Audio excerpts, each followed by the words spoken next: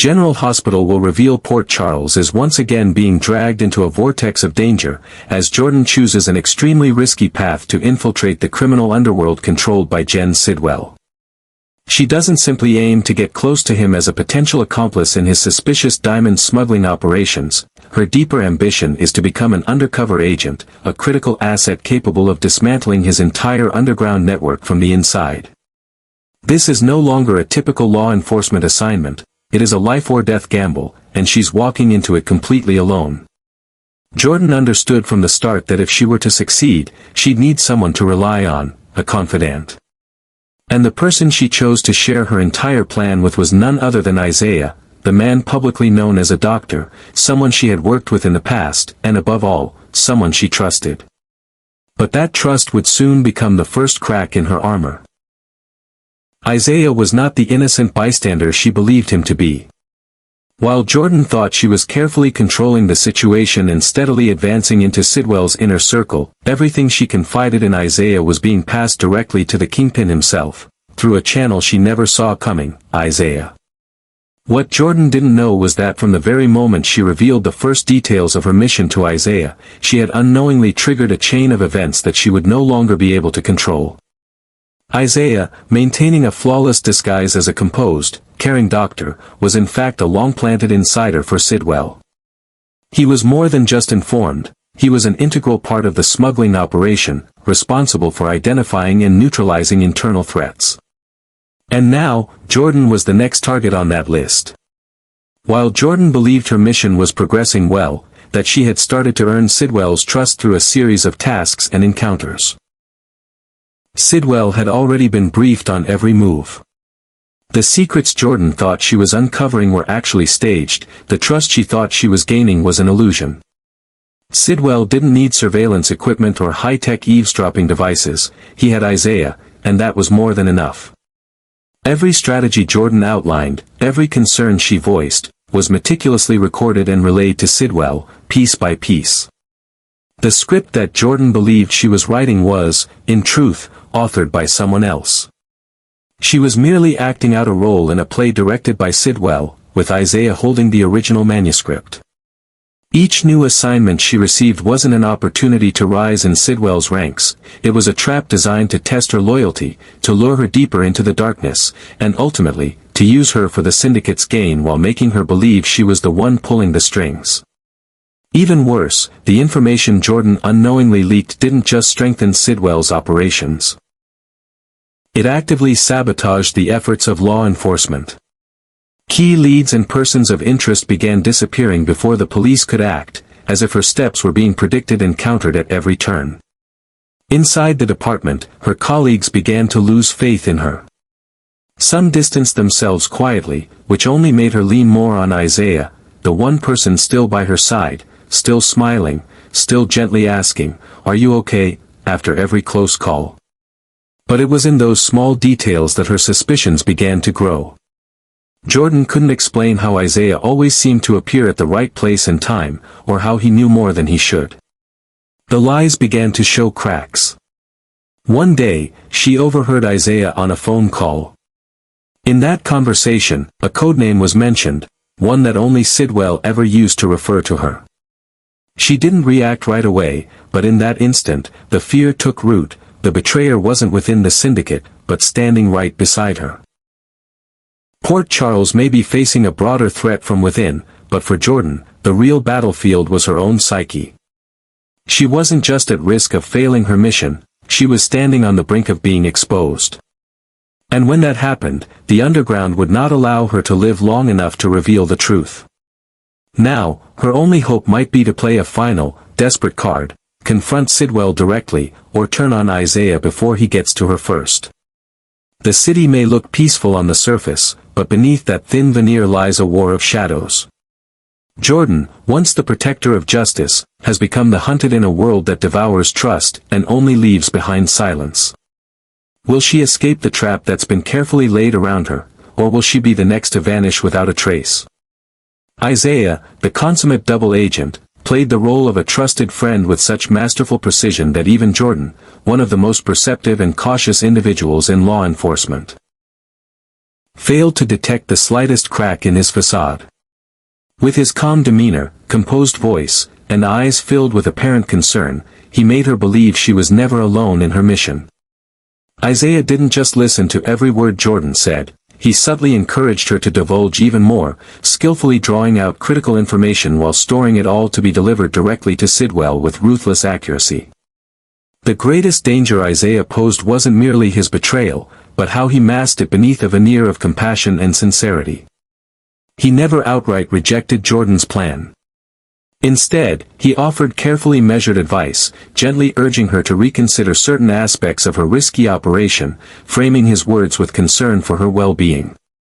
In Jordan's mind, isolated, overwhelmed, and walking a tightrope in enemy territory, Isaiah became a vital emotional anchor. But what she didn't realize was that this anchor was slowly pulling her deeper into the abyss. While Jordan believed she was controlling the game and methodically drawing Sidwell out into the open, the truth was much more sinister. She wasn't dismantling a criminal empire, she was the one being dismantled, piece by piece. Every step she took, every contact she made, every breakthrough she thought she had uncovered, had been orchestrated by Sidwell in advance. Isaiah, posing as her silent supporter, continued to help her find new leads, directing her toward what appeared to be vital information. But in reality, every lead was a trap, every destination carefully designed to steer her exactly where Sidwell wanted her to be. Sidwell never left things to chance. He knew that in a vast criminal network like his, betrayal was inevitable. Rather than hunt down traitors one by one, he used Jordan to flush them out. She became his unknowing instrument in a brutal internal purge. As she dug deeper, confident she was weakening Sidwell's power, she was, in fact, eliminating his real enemies, strengthening his grip on the organization, and creating a tighter, more loyal circle around him. Jordan thought she was closing in on Sidwell, but she was only being allowed to see what he wanted her to see. The most tragic part was that Jordan had no idea.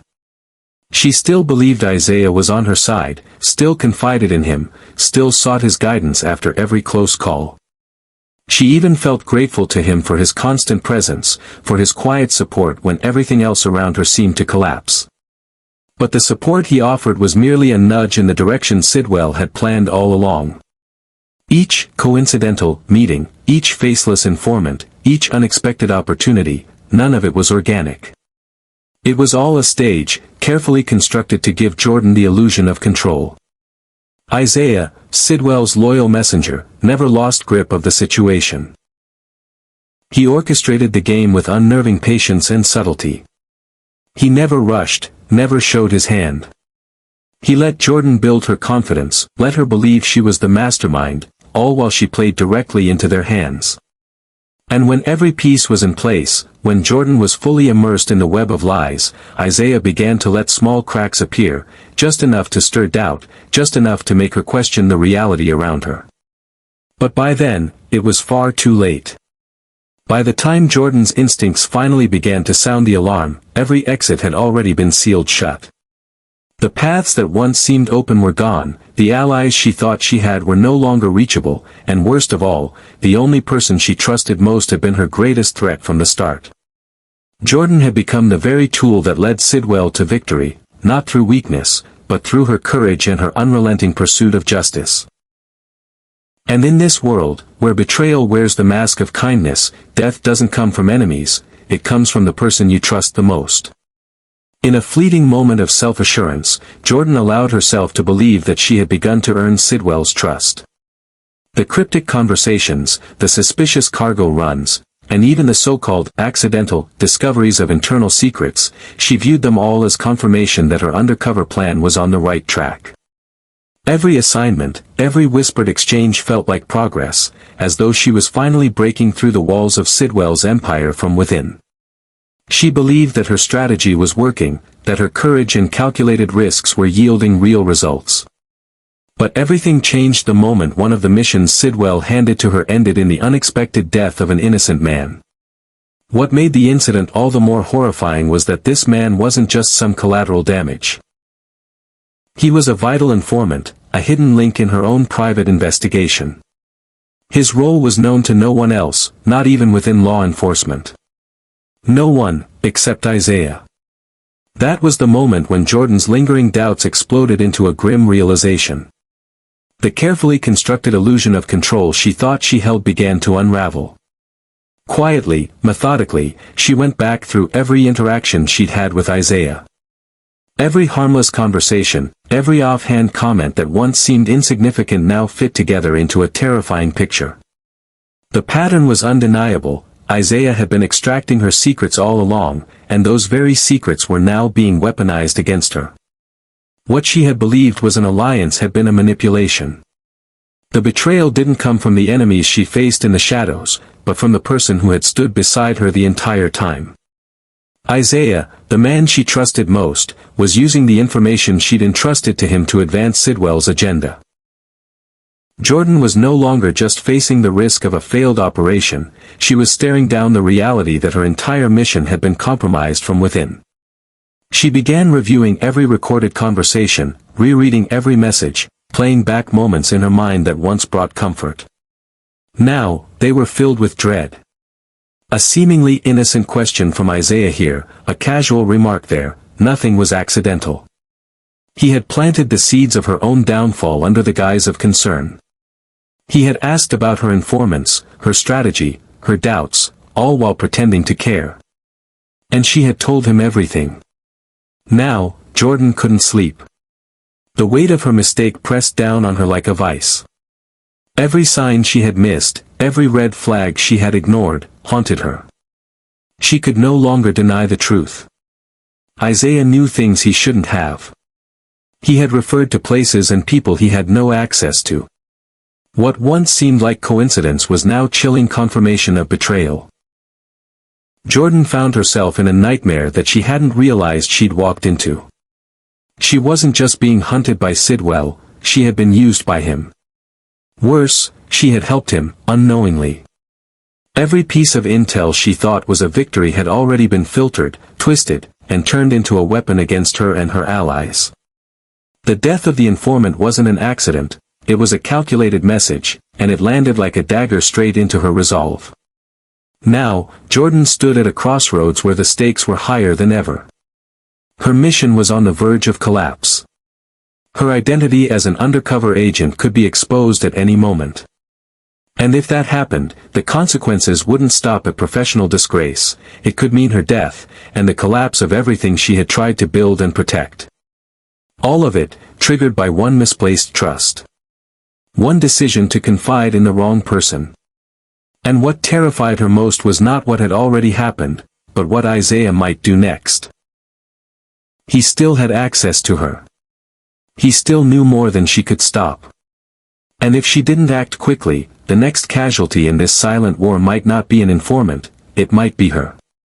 Jordan found herself trapped between two impossible choices, to continue pretending to trust Isaiah in order to gather enough evidence to expose him, or to immediately withdraw from the mission in hopes of saving her own life. But in a world built on betrayal, there is no such thing as a safe exit.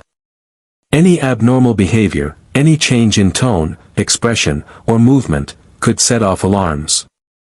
And if that happened, her remaining time wouldn't be measured in days, but in hours, or even minutes.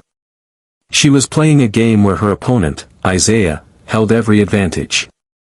He knew her original plan, her weaknesses, and even how she thought. He could read her like a book. He knew when she was hiding something, and most crucially, he knew she had no solid proof against him.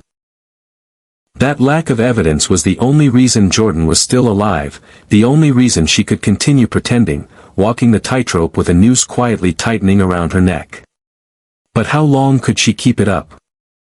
Isaiah, meanwhile, continued to play the role of the calm, composed doctor with unnerving ease. He arrived at the hospital each day, on time, with the same gentle smile. He exchanged polite conversations with the staff, offered reassuring words to patients, and whenever he crossed paths with Jordan, his voice remained soft, his gaze warm, laced with just enough concern to keep up the illusion of camaraderie. Beneath that mask, however, lay the calculating mind of a man who knew the game inside out. He could sense Jordan's doubt, but he also knew she was powerless, at least for now. Everything was still in his control, until she found a way to tip the scale. But for Jordan, the weight of that imbalance was suffocating. She no longer knew who she could trust. Was she being followed? Were her devices bugged?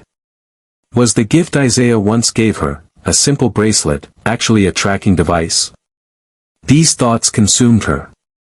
Even her own thoughts didn't feel safe anymore.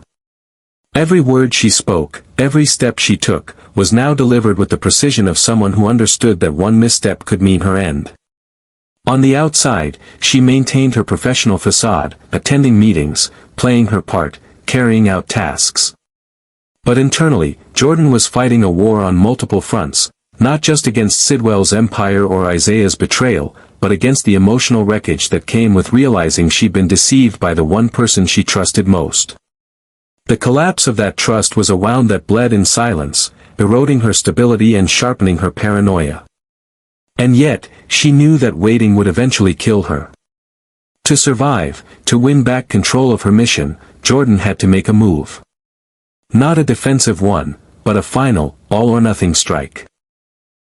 Her options were grim. She could confront Sidwell directly, force a dangerous showdown that would likely expose everything. Or she could turn on Isaiah, attempt to outmaneuver the very man who had been studying her every move. Either choice meant risk. Either choice could be her last. To make such a move, Jordan would need perfect timing, absolute precision, and the courage to throw away the last of her safety nets. There would be no guarantees, no allies in the shadows, no backup plan. It would be her versus the two men who had outplayed everyone else, Sidwell, the criminal mastermind, and Isaiah, the deceiver within. Port Charles might have been teetering on the edge of chaos due to power struggles in the criminal underworld, but the true battleground was within Jordan herself. Her mind had become the front line, where she was not only resisting external threats but grappling with the psychological toll of betrayal and disillusionment.